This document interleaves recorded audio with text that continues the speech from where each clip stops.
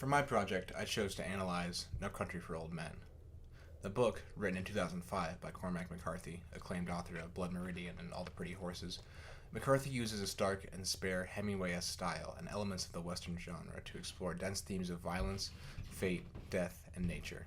No Country for Old Men is perhaps his most stark to date, so stark it reads almost like a screenplay, and though it appears as a thriller, it is just as dense, mysterious, and intellectually rewarding as any of his other work. Its fast-paced and tension-filled plot, along with its memorable and unusual characters, made it the perfect work for the Coen brothers to adapt into a film.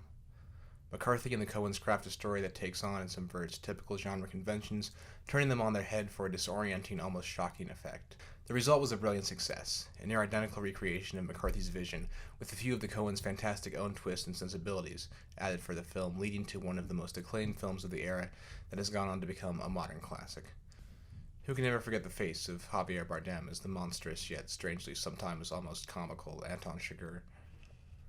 The film is far from underanalyzed. Many, probably too many, have taken a stab at cracking the mystery that is No Country for Old Men, but it is one of my favorite films, one that sucks me in completely no matter how many times I've seen it, and one that always reminds me of the power of great art. And for the sake of this project, I thought I'd take another look and examine several of the archetypes this work subverts. For this project, I chose to focus away from the character of Chigurh and some of the heavier, weightier themes of fate, death, and evil, and instead focus mostly on the character of Llewellyn Moss, who I believe represents the archetypes of the Everyman and the Underdog. The Everyman archetype, as believed by Carl Jung, is often representative of the audience in the story. They are hardworking, enjoy simple life, and have simple wants and desires. They value human connection and often just want to belong. They aren't very ambitious, they work blue-collar jobs, and they're usually pretty content with their place in the world. Companies often use the Everyman archetype to sell their product. A commercial that uses testimonies from seemingly ordinary people about the quality of the product, instead of, say, a celebrity endorsement, is employing the Everyman archetype, saying that you should trust, believe, respect, value the opinion of this person because they are just like you. In No Country for Old Men, Llewellyn Moss, played by Josh Brolin in the film, certainly fits the Everyman trope. He is a Vietnam vet who now works as a welder and lives in a trailer park with his wife, who works at Walmart. Things change, however, for Llewellyn when he finds $2 million in cash at the site of a drug deal gone wrong. He takes the cash and goes on the run from the Mexican drug cartel, along with being pursued by Anton Chigurh, the seemingly unstoppable hitman sent to retrieve the cash. Moss's status as the Everyman makes him in some ways relatable and easy to root for.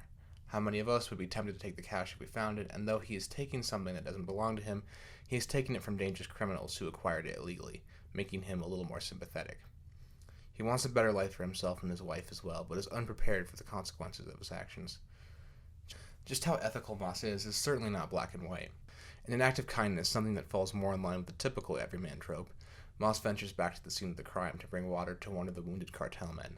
Yet ultimately, I believe the film paints an overall negative view of the character, finding him to be selfish and misguided. In the film's closest thing to the impossible choice storytelling device, Chigurh tells Moss over the phone that if he surrenders himself and the money, that Chigurh will spare the life of his wife. Moss refuses, planning to keep the money. Later, after Moss is killed, Chigurh kills Moss's wife, Carla Jean, making good on his promise. Moss's actions only lead to negative repercussions, and though it wasn't his intention, taking the money leads to the death of innocent people. It is a more scathing and bleaker look at the Everyman than we are used to seeing, and it seems to suggest that much of the Everyman archetype rings false. People are never happy with their position in life. They selfishly always want more, and they're willing to put those they love at risk to get it. It's a dark and cynical take on the archetype that fits with the story and helps to bolster the film's tone and themes.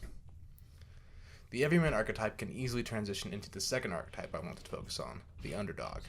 You're undoubtedly familiar with this one, someone that is expected to lose or fail but tries and persists anyway. In Lord of the Rings, the hobbits are the smallest and most peaceful of all the creatures in Middle-earth, so it is the most satisfying when Frodo and Sam are the ones that are able to destroy the ring.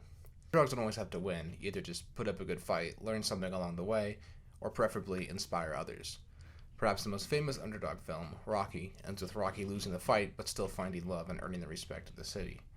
In Braveheart, William Wallace dies but still inspires others to his cause to free Scotland. Llewellyn Moss is an underdog because he goes up against incredible odds to keep the stolen money. The cartel he battles is shown to be all-reaching and extremely powerful, with their headquarters shown to be in a high-rise building in Texas. Chigurh, the hitman sent after Moss, is efficient and beyond brutal, killing or attempting to kill almost everyone he encounters in the film. Since it seems almost impossible for Moss to escape, we identify him as an underdog and wish for him to succeed even more. The story makes a point to show Moss's admittedly impressive resourcefulness. He fares a lot better in the situation than any of us would. He gets his wife to presumed safety at his mother's house and succeeds for a while at evading his pursuers. He even cleverly tricks Sugar into killing several of the Mexican cartel members that are chasing him. Because Moss is resourceful, we start to hope that he will be able to escape with his life and even keep the money, even though everything we have seen of Sugar tells us that he'll never let that happen. Ultimately, Moss is inevitably caught and killed, along with Carla Jean. Now, the tragic death of a character at the hands of their fatal flaw is nothing new, but No Country's presentation and depiction of this event is wholly original and really quite shocking. Moss is killed about 2/3 of the way through, off-screen, no doubt causing quite a bit of frustration and confusion among first-time readers or viewers. He isn't even killed by Sugar, but the Mexican cartel, avoiding the final showdown cliche prevalent in most stories. Though this is highly unusual, the attentive viewer will start to see that this is the correct choice. We see that Moss never really had a chance, and we were foolish for ever thinking he did. There is nothing one can do against the pure evil and destruction that Anton Chigurh represents, and Moss's selfish choice led him to this inevitable conclusion. That conclusion is so inevitable, in fact, that the film seems to be saying that it isn't necessary to see Moss's death. There's no reason to see what we all know will happen. Moss was dead the second he took that money. No Country for Old Men presents the defeat of an underdog in such an original and powerful way that it leaves one breathless. It is a perfect example of a piece of art that examines, reconsiders, and reworks the archetypes, tropes, and mythologies of old, and brings them into their new, brilliantly altered form, into the world of the brutal and the bleak.